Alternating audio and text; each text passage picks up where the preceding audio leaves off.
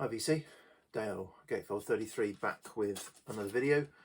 This is going to be my February 2024 Lost in the Collection video, where I go back and revisit albums I've not given any attention for 5 years or so. And so yeah, so this month I've got 12 records, and as it happens, half of them I'm keeping and half of them on re-listening I'm probably going to be getting rid of. So I'm going to do another shootout because I know how much you like that. So yeah, so let's get on with it. They don't really pair up particularly well in a lot of cases, so they're a bit strange, but we'll see how we get on.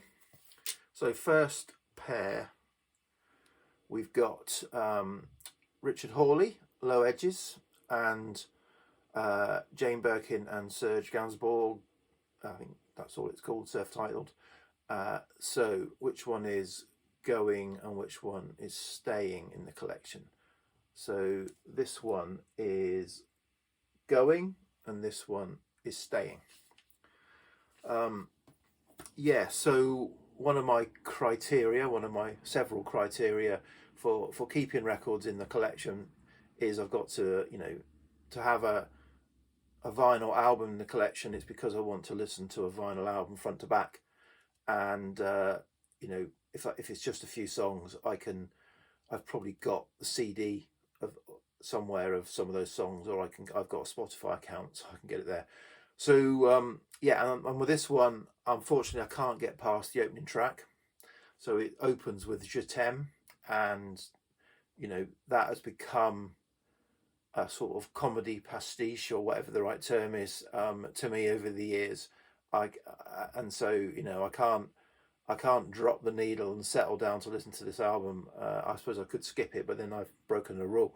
So yeah, so although it's got some good sort of 60s French pop on this album, it's not a keeper for me for that reason.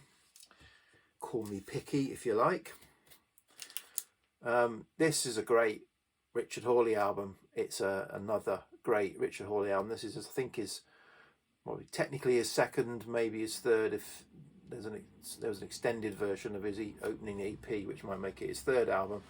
And yeah, it's ballads mainly. Doesn't rock out too much, doesn't get too heavy, and it's just great songwriting, great singing. Yeah, some of his more recent albums he's kind of rocked out a bit more, but this is a great singer-songwriter or crooner, Richard Hawley crooner album. I really enjoy it. Okay, next two, we've got a couple of double albums. Yeah, a couple of albums. Aphrodite's Child, 666, and Anna von Hauswolf and Ceremony. So which is staying, which is going? So this one is staying and this one is going. So I'm a fan of Aphrodite's Child, and I am a fan of Vangelis, although I haven't got a lot of his stuff, and I am a fan of Demis Roussos. I like his voice. My mum used to like him, and it was on in the house when I was a young kid. So yeah, but I like his voice. He's a guilty pleasure. But again, this kind of falls short in the great album front to back. It's obviously Aphrodite's Child, a kind of Greek psych prog band, put out three really good albums. I think three good albums in the late 60s, early 70s. This was the final one of those three, in my view, and yeah, it just doesn't quite, it loses itself at the end. I mean, this is a concept album around religion, and it's sprawling and it's mad, and I think it holds itself together for the first disc, kind of loses it, and I don't think it's stood up. The concept has kind of not stood up, and so I decided, although I enjoy some of the tracks on this, particularly Four Horsemen is a fantastic track, I'm not going to sit down and listen to this front to back. It just got too ridiculous in places for me. Maybe I'm not taking the right drugs or whatever, but yeah, so that's a reissue. It's not an original. It's not a Vertigo Swirl original. This yeah, I thought this would be going, because I remember it not grabbing me as much as the concept had grabbed me when I listened to this several years ago. But I went back to it and I really enjoyed it. This is so Anna von Hauswolf is a keyboardist, and her kind of, she likes to and has recorded a number of times big pipe church organs in kind of open, kind of sparse atmospheric churches, and then put with it other stuff layered into it, and she sings with a quite a high voice, and it's creates quite an eerie atmosphere. And yeah, going back to this, I really enjoyed it much more so than I expected to. So this is a keeper. Okay, two more that don't really go together. We've got David Sylvian, Brilliant Trees, and Josiane Clarke and Ben Walker, Seedlings All. So which is going, which is staying. This one is going, and this one is staying. And bit of a cheat here. I've got two copies of this. I bought the reissue, the gatefold reissue, and I already had an original.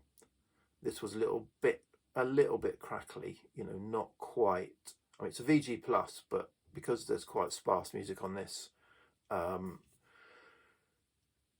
it was evident. However, the reissue was a little bit crackly modern pressing as well, not completely silent, so it was kind of a bit of a quandary really. But the reissue does sound fantastic. Its mastering sounds really great. So just tipped it that, you know, I don't need two copies. Certainly don't need two slightly crackly copies. So this one is going. This one has just made the cut. This nearly went. This is the final Josiane Clarke and Ben Walker album that nobody knows apart from me. Josiane Clarke, Ben Walker, and this is when it all kind of went wrong for them. I think they signed for Rough Trade. They've got a little bit bigger, and this is a bit more poppier than folkier, and yeah. But I still enjoyed it, and I still enjoy their catalogue. That I can sit down and listen to this quite easily. It's just not as strong as some of the earlier albums, but it's still a keeper. So that's that one. A bit of a cheat there. Okay, and I really am digging into my collection and making some tough decisions, because you know, a staple of my collection is stuff Richard Thompson related. So we've got Richard Thompson's Amnesia album and Richard and Linda Thompson's Hokey Pokey. So which one's staying and which one's going? So this one is staying and this one is going. Yeah, there's several, I think, of the mid-80s Richard Thompson albums that I'm now going back to that, yeah, for some reason they've kind of lost it slightly with me. I've got this on CD anyway, so I decided that, you know, it's just not top draw. It is another good Richard Thompson album, but I kind of like the stuff that came just after this or the earlier stuff. This is a good Richard and Linda Thompson album, better than I expected, but this is their second album. Their first album, I Want to See the Bright Lights Tonight, is fantastic and a classic, and the best thing that they did, in my opinion. And the one that came after this, Pour Down Like Silver, is a really good album, quite dark. This is a weird, slightly weird album, but it worked for me. I thought it wouldn't. Going back to it, I was prepared to be hard in my decision making, but yeah, I did in the end, you know, enjoy it, because it's a mix of, I don't know, it's a mix of kind of like music hall folk in with some kind of very beautiful ballads. Linda Thompson is quite prominent on this, with in terms of the vocals, and she's got, her voice is fantastic at this period. And all of the songs, even if they are a jaunty music hall style, or they've all got some fairly dark lyrics and some fairly deep things going on about abuse or poverty or whatever it might be. But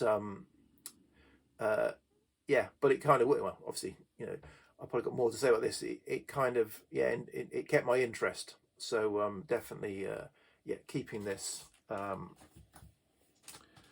grab some more. We got the last four. Okay. Right. We've got Wishbone Ash Pilgrimage and Atomic Rooster Death Walks behind you. So which is staying, which is going. So this is going and this is staying. So I've had this for years. This was a car boot sale find years ago, and I really enjoy it. And already enjoyed it. But I guess I don't like, just kind of, certainly the first few songs, it's quite strong, but then it just tailed off.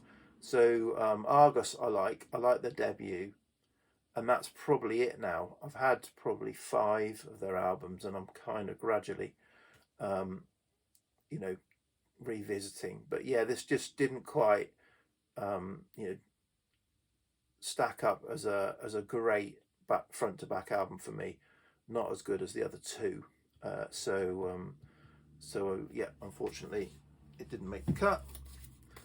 This is a great album, a very good album, certainly. This is an original on the B&C label that I bought quite a few years ago from Clive at a record fair. I got it for a good price because it has got a few marks on it, and it does crackle a bit in places. So it's a strong VG, but not quite a VG plus. But for 20 odd quid, it was for first press. I was happy with that. And yeah, and this is definitely, it's not my favourite of theirs. I've done a recent finds video where their third album seems to be my favourite, but their first 3 albums are all good, and this is their second album. Yeah, so definitely a keeper. Okay, we got Buffalo Springfield, the best of Buffalo Springfield, and Hank Mobley Soul Station. So which one is which? This or this, this or this. This is going, this is staying. So I really like Buffalo Springfield. I borrowed from the library. There was a 4 CD set of their music, came out maybe 15 years ago, that I borrowed from the library, maybe, and really enjoyed it. Had both their Buffalo Springfield and Buffalo Springfield Again, and a lot of other stuff on it, and really like a lot of the tracks on there. And this perfectly kind of at the time I thought this perfectly kind of picked up on the best of those tracks. But going back to it, actually there are several of those on that CD that I like that aren't on here, and some on here that I'm not so fond of. So I thought at the time that, or have thought over the years, that this was great if you haven't got the first 2 or the 2 Buffalo Springfield albums, which I haven't got. But as it doesn't quite nail it, and I also have it on CD, it's not a front to back great album for me, and I thought it was. So it's not staying. This is a great jazz album. Really enjoyed this. It's as you just do with jazz, you'd have to say who's playing on it. Hank Mobley on tenor sax, Wynton Kelly on piano, Paul Chambers on bass, and Art Blakey on drums. This just, I don't know, they gel together so fantastically on this album. I really, really enjoyed this.